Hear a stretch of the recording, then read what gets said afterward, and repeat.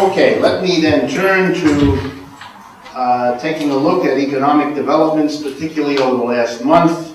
Some of them I'll deal with at the beginning rather quickly, and then others we'll spend a bit more time on. The overview to start with, which we always do, or almost always do, is the following. The so-called economic recovery got weaker in the month of April. The statistics are now out for that month from the Federal Reserve and the Commerce Department.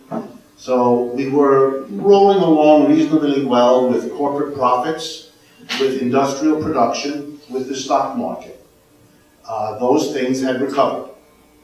But the unemployment, which had begun to get a little better, had dropped, I think, to 8.8%, is now back up to 9%, so that's gotten worse. The housing foreclosures have gotten significantly worse. Industrial production, which was up 0.7%, not a lot, in the month of March, was not at all in the month of April, stalled out, it was flat. So that's very bad in terms of the situation in the economy. Economists polled beforehand, just to give you the deep respect that that profession deserves.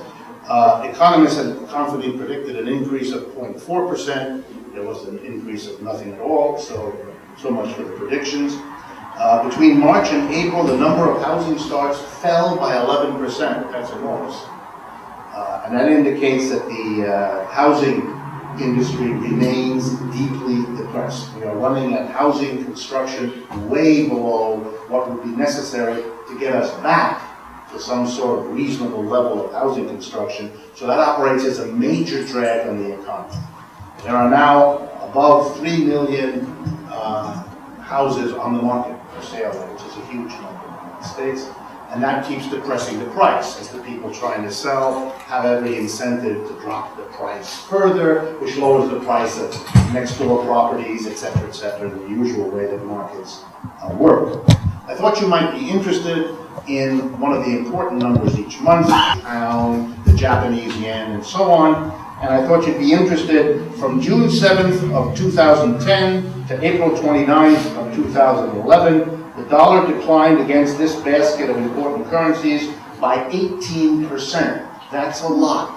That means for the United States that a foreigner could get 18% more dollars for a unit of his or her currency now than they could before. It also means that you all, any of you planning to go to Europe this summer, you're going to have to pay 18% more dollar to get a euro or a British pound or so on. It's going to be much more expensive for you because the dollar is declining. Now the irony is the dollar's decline is actually, for production in the United States, good news, because it means our exports, what we sell to the rest of the world, is cheaper because they have to give less of their currency to get a dollar, and so a dollar-priced American good is cheaper for them. And sure enough, in the month of April, the exports of the United States rose 4.6%, which is a sizable increase in our exports. What that means, since that's been going on for some time, is that even though we're not producing goods and services for the United States, we here in America, we are producing them for people elsewhere. And that continues a trend of the United States becoming a place that buys a lot from the rest of the world and produces a lot for the rest of the world, but is decreasingly producing for itself. And that's something to think about, but that'll have a lot of implications later. So I think it's fair to say that the recovery continues weaker than before, having left out the mass of people because of unemployment and housing foreclosures and so on. If I had time, but I don't, I'd go through a lot of other statistics. When you have unemployment as high as this, wages never go up. So the American wages are very flat or declining because the unemployment makes it impossible. A person leaves their job, there's all those unemployed people who will jump to take it in their place. So the wages are not going anywhere. And I'm going to get to a little bit later, certain prices, particularly the prices of medical, everything, and energy, and food, those three areas are shooting up in the way of prices. And I'm going to come back to that a little bit, talk to you about what that involves and what it means. But if you put it all together, an economy where the production isn't going up, the wages are flat, but the prices are pushing up, is an economy that's going to be eating at people's standard of living, because they don't have more to pay, and yet they don't have more with which to pay, but the prices they're required to pay keep going up. So this is the squeeze on the American people, and I'm going to give you some dramatic numbers a little bit later, continues. And therefore the upset and the anger and the rage, those continue as well.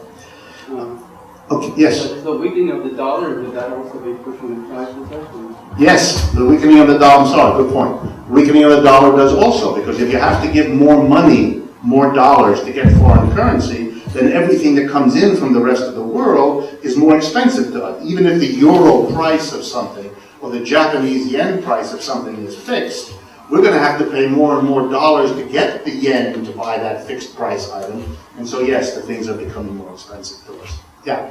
You said that the unemployment was 8.8 or 9%. Is that? But that's not the real unemployment number, though, right? No, that's the official number. 8.8 month before, 9.0, I believe now. That's the official number, and only counts adults looking for work and unable to find it and answering that question. In the past, I've given you this other number, which I prefer to use, and many economists of all political persuasions prefer to use, because the Bureau of Labor Statistics in Washington issues a number of unemployment numbers. So when you read a story about the Bureau of Labor Statistics today said the unemployment rate was X, they're counting on you not to know what I'm about to tell you. There are multiple unemployment rates, not just one. So one of them is the one I quote, because it's the one most often quoted, the 9% adults unable to find work. Excuse me, I'm a modern person, which means I can't work my machines.